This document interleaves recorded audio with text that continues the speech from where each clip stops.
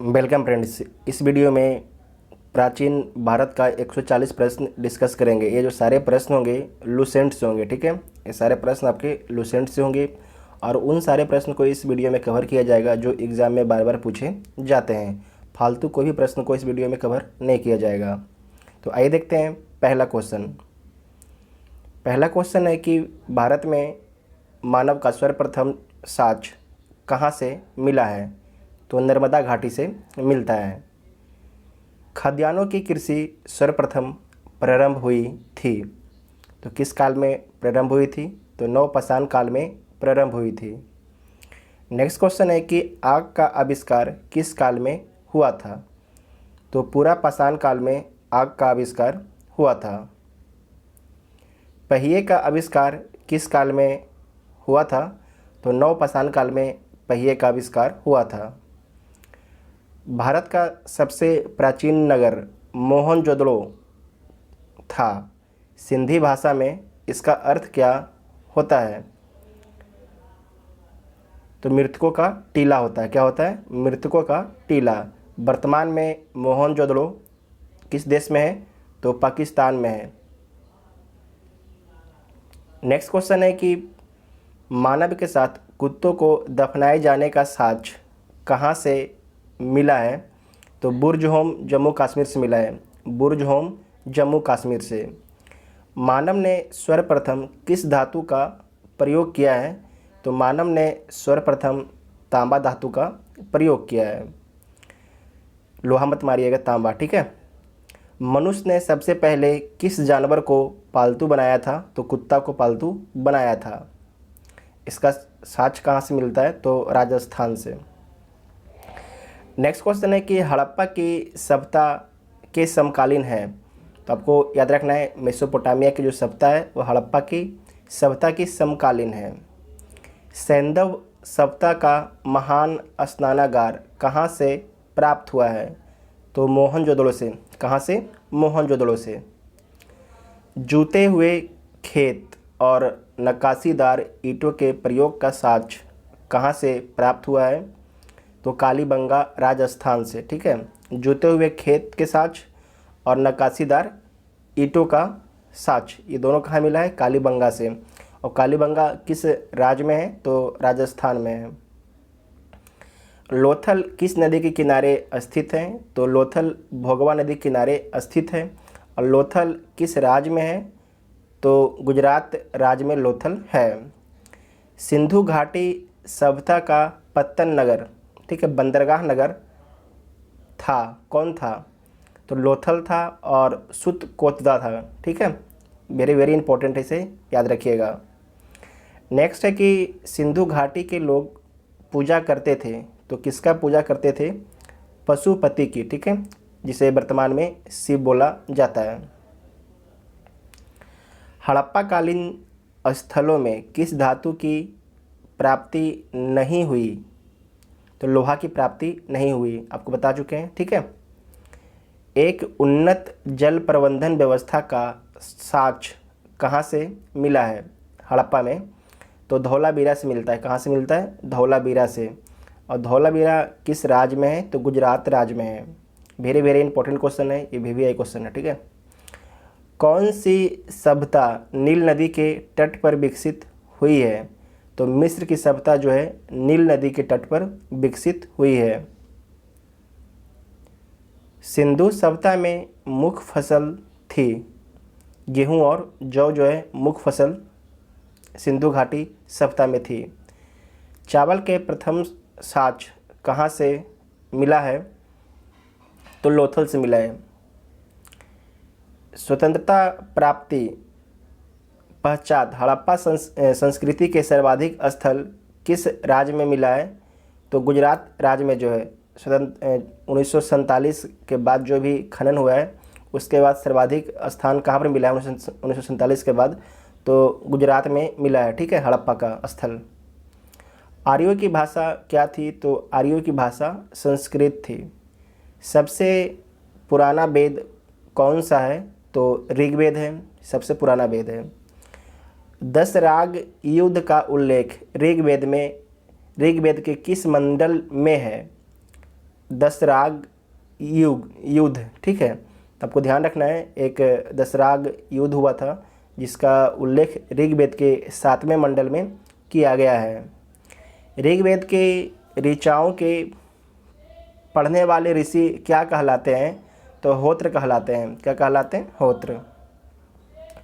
यजुर्वेद पाठकर्ता को क्या कहते हैं? तो अथर्वयु कहते हैं। सामवेद के पाठकर्ता को क्या कहते हैं? उद्रात्र, ठीक है। स्त्री को पुरुष का अर्धांगिनी कहा गया तो शतपथ ब्राह्मण में, ठीक है। शतपथ ब्राह्मण में स्त्री को जो है पुरुष का अर्धांगिनी कहा गया है। जैन धर्म का प्रारंभिक इतिहास ज्ञात होता है तो कल्प सूत्र से, ठीक है, कल्प सूत्र से। अर्थशास्त्र के लेखक कौन हैं? तो चाणक्य, जिन्हें कौटिल्य और विष्णुगुप्त भी बोला जाता है। ये नाम भी याद रखिएगा। कौटिल्य या विष्णुगुप्त किसे बोला जाता है? तो चाणक्य को। और अर्थशास्त्र के जो पुस्तक है उसके लेखक हैं। आपको ध्यान रखना है कि जो अर्थशास्त्र पुस्तक है ये इकोनॉमिक पर नहीं है, ये राजनीतिक पर है, ठीक है। ये राजनीतिक पर पुस्तक है, याद रखिएगा, वेरी इंपॉर्टेंट है।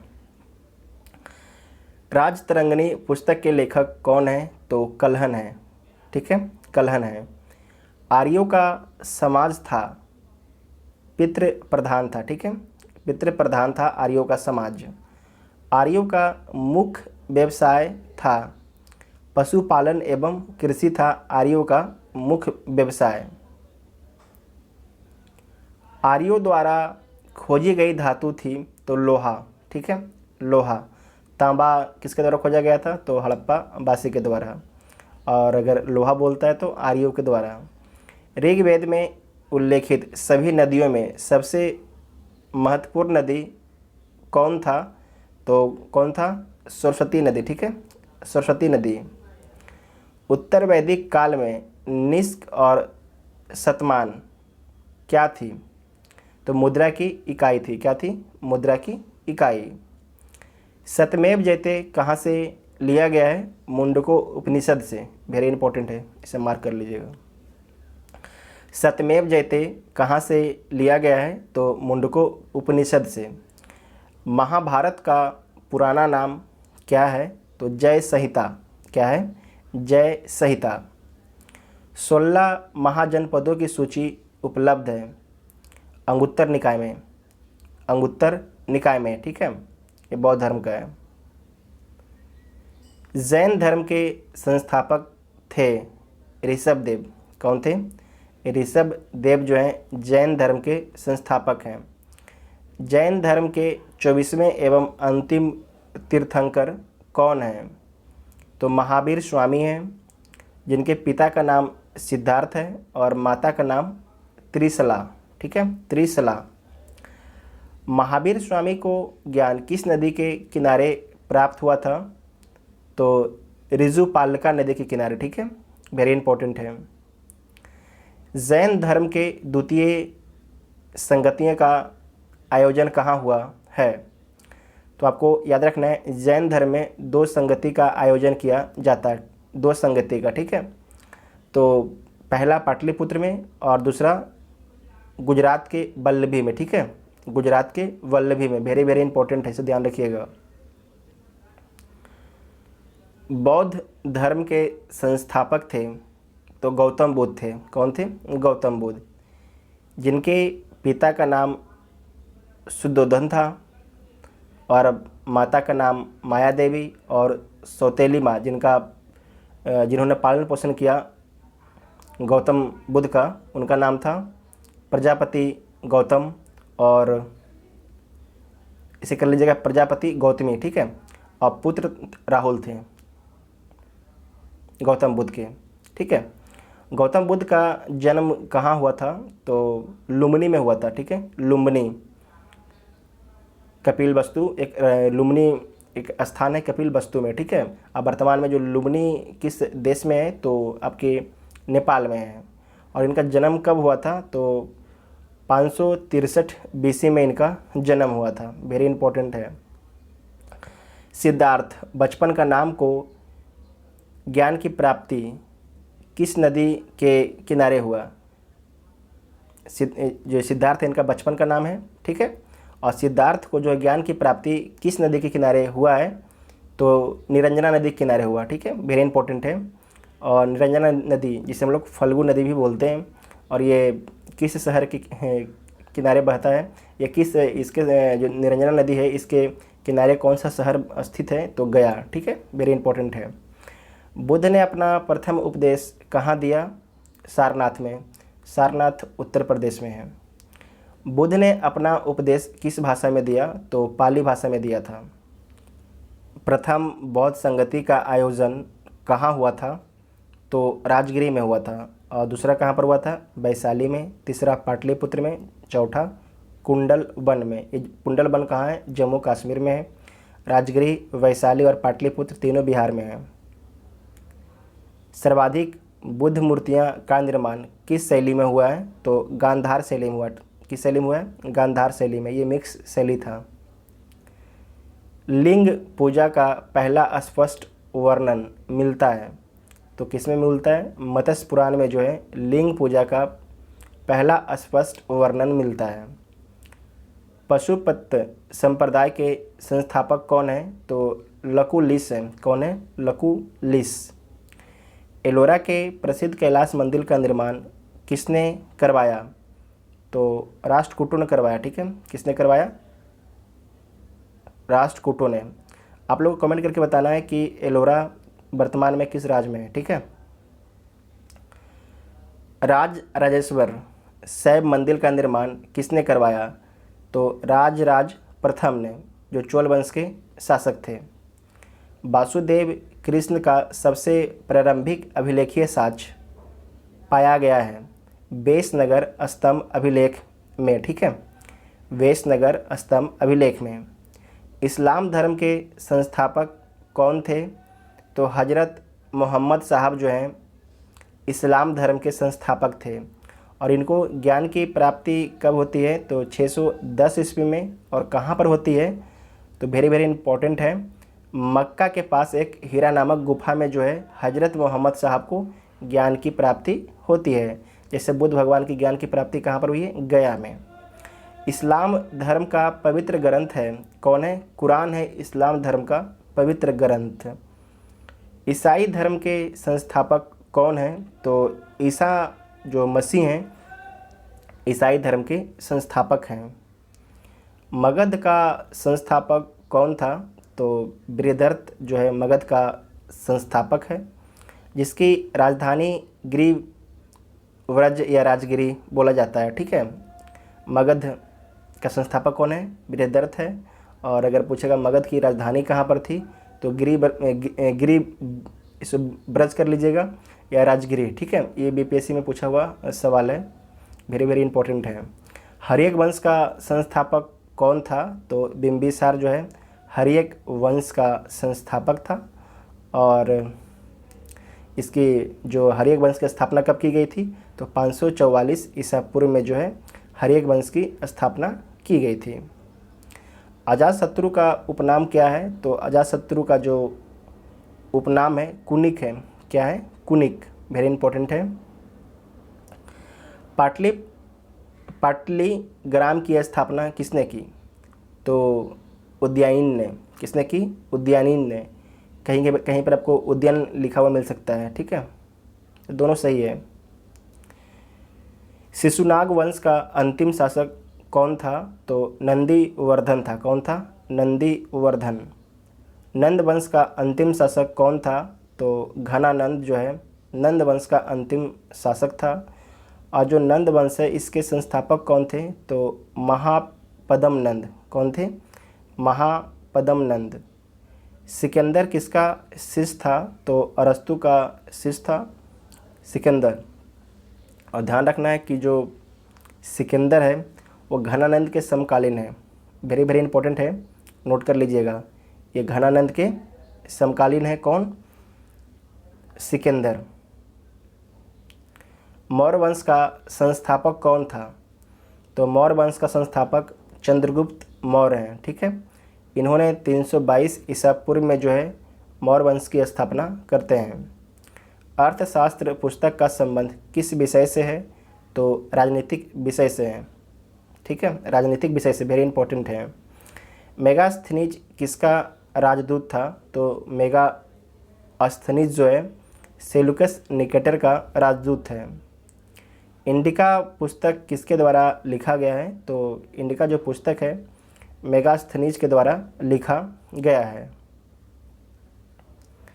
चंद्रगुप्त मौर्य का उत्तराधिकारी कौन था? तो जो बिंदुसार है वो चंद्रगुप्त मौर्य का उत्तराधिकारी है।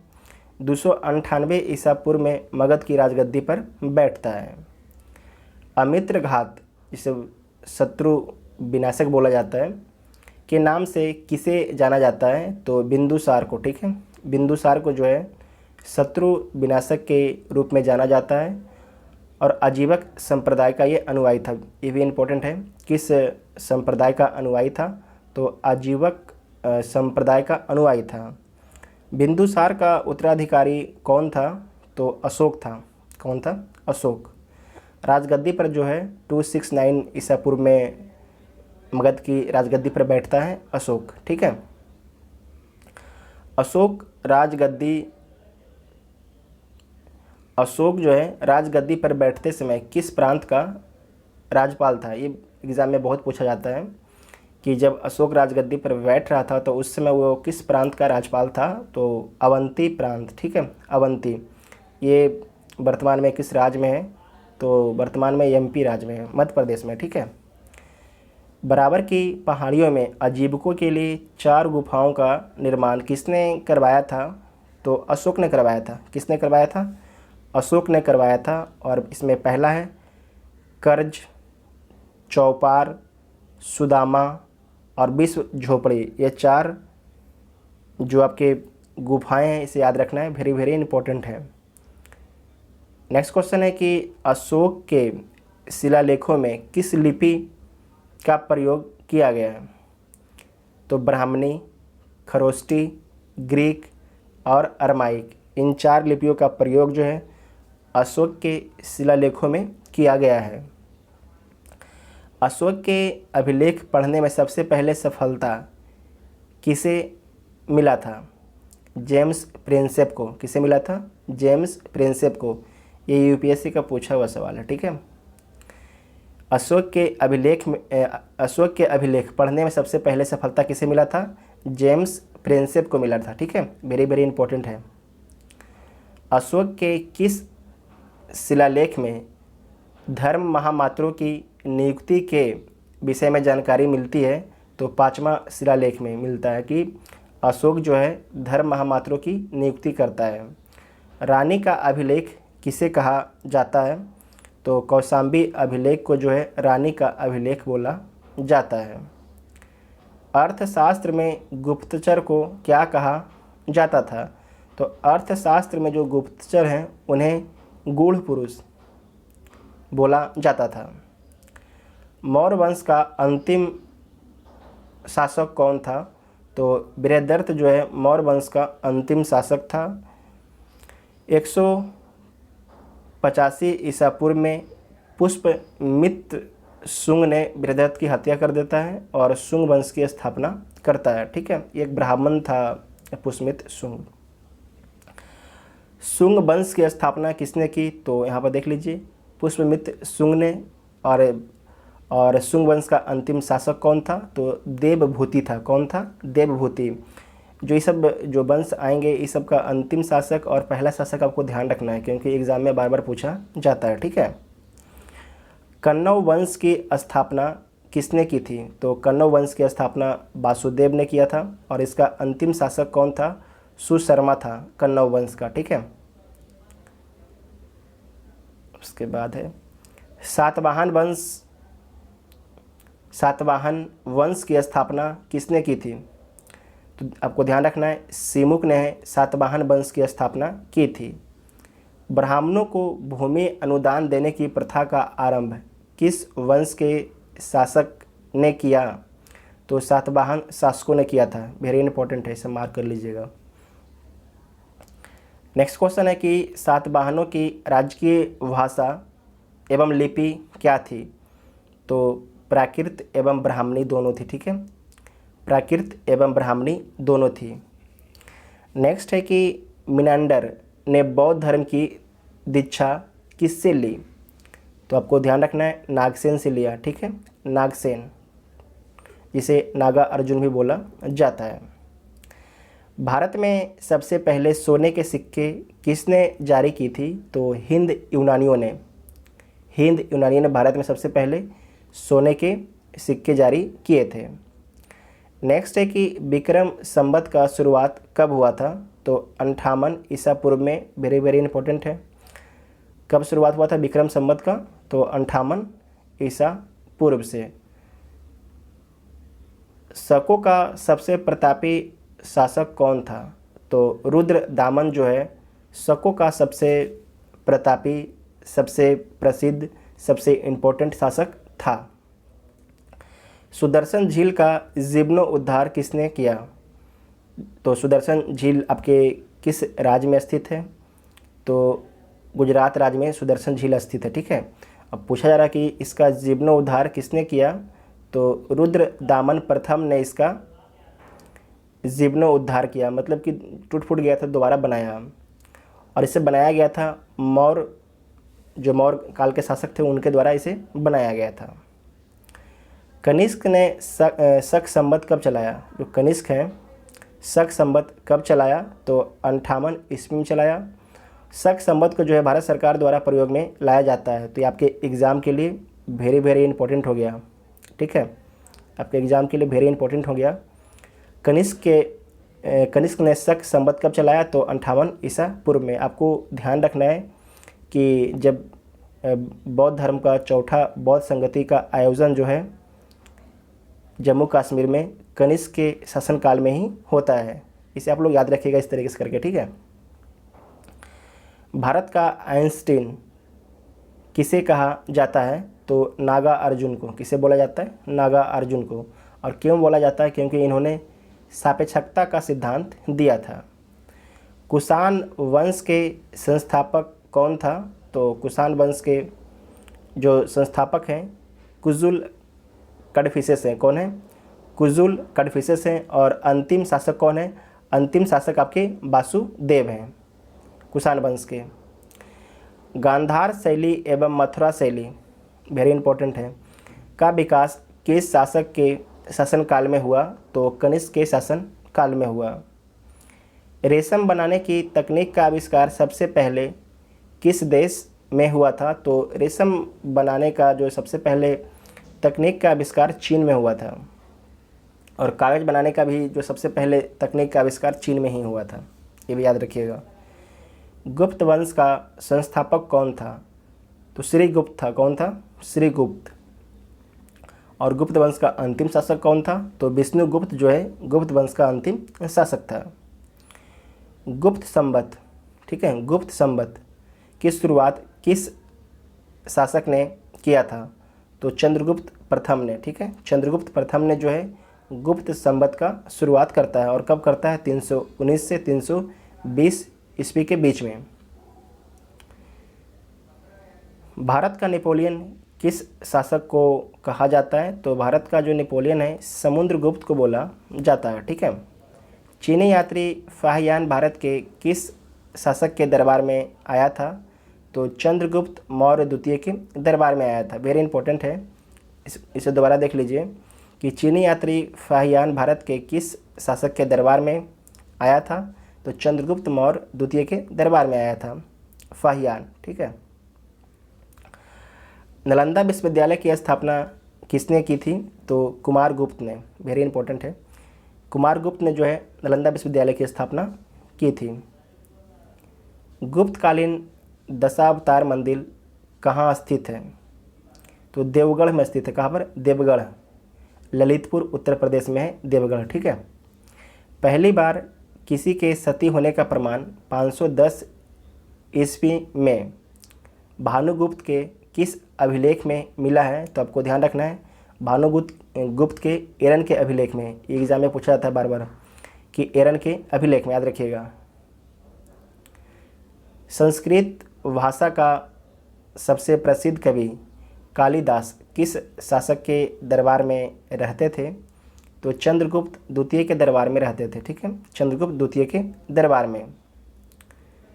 नेक्स्ट क्वेश्चन है कि गुप्त राजाओं की शासकीय भाषा क्या थी? तो जो गुप्त राजा हैं उनकी शासकीय भाषा संस्कृत थी। सांस्कृतिक उपलब्धियों के कारण किस काल को स्वर्ण युग कहा जाता है? तो सांस्कृतिक उपलब्धियों के कारण जो ही गुप्त काल को स्वर्ण युग बोला जाता है। पुष्प भूति वंश के संस्थापक कौन था? तो पुष्प भूति ही था। ठीक है, पुष्प भूति ही था। बोधि वृक्ष जो बोध गया में था वो किसने कटवा दिया था? तो शशांक ने कटवा दिया था बोधि वृक्ष को। ठीक है। चीनी यात्री हुएन सांग किस शासक के दरबार में भारत आता है? तो हर्षवर्धन के दरबार में भारत में आता है। इसे आप लोग याद रखिएगा, हा से हुएन सांग, हा से हर्षवर्धन। हम इसी प्रकार से इसको याद किए हैं ताकि कन्फ्यूज ना हो। ठीक है, हुएन सांग किसके शासनकाल में भारत में आया? हर्षवर्धन के शासनकाल में। इसे आप लोग इसी प्रकार से याद कर सकते हैं, हा से हुएन सांग, हा से हर्षवर्धन। ठीक है। पल्लव वंश का संस्थापक कौन था? तो सिंह विष्णु था। कौन था? सिंह विष्णु। और अंतिम शासक कौन था पल्लव वंश का? अपराजित वर्मन। ठीक, अपराजित वर्मन। राष्ट्रकूट राजवंश का संस्थापक कौन था? तो दंती दुर्ग था। ठीक है, दंती दुर्ग। 752 ईस्वी में जो है राष्ट्रकूट राजवंश की स्थापना की जाती है। एलोरा के प्रसिद्ध मंदिर का निर्माण किस शासक ने करवाया था? तो कृष्ण प्रथम ने। किसने करवाया था? कृष्ण प्रथम ने। वेरी इंपॉर्टेंट है। नेक्स्ट है कि कल्याणी के चालुक वंश की स्थापना किसने की थी? तो तैलप द्वितीय ने। ठीक है, तैलप द्वितीय ने। और तैलप द्वितीय की राजधानी कहाँ थी? मनखेट थी। कहाँ थी? मनखेट। ऐहोल अभिलेख का संबंध किस शासक से है? तो पुलकेशिन द्वितीय से है। और पुलकेशिन द्वितीय के जो लेखक कौन है? तो रवि कीर्ति हैं। कौन है? रवि कीर्ति। वेरी इंपॉर्टेंट है, इसे याद रखिएगा। चोल वंश का संस्थापक कौन था? तो चोल वंश का संस्थापक विजयालय हैं। और चोल वंश का अंतिम शासक कौन है? तो राजेंद्र तृतीय। नेक्स्ट क्वेश्चन है कि किस चोल शासक ने गंगईकोंड चोल की उपाधि धारण किया था? तो किसने किया था? राजेंद्र प्रथम ने। ठीक है, गंगईकोंड चोलपुरम की उपाधि। बंगाल के पाल शासक जो हैं महिपाल को पराजित करने के बाद जो है राजेंद्र प्रथम ने गंगईकोंड चोल की उपाधि धारण किया था। स्थानीय शासन किस वंश के प्रशासन की मुख्य विशेषता थी? तो चोल वंश के प्रशासन की मुख्य विशेषता थी। कभी कभी आपसे पूछ देगा कि विकेंद्रीकरण जो है किस वंश की देन है? ये इस तरीके से पूछ सकता है कि विकेंद्रीकरण जो है किस वंश में प्रचलित था? तो चोल वंश के शासनकाल में जो है विकेंद्रीकरण प्रचलित था, मतलब पंचायती राज। ठीक है, याद रखिएगा। चोल काल का सबसे महत्वपूर्ण बंदरगाह कौन था? तो कावेरी पट्टनम जो है चोल काल का सबसे महत्वपूर्ण बंदरगाह था।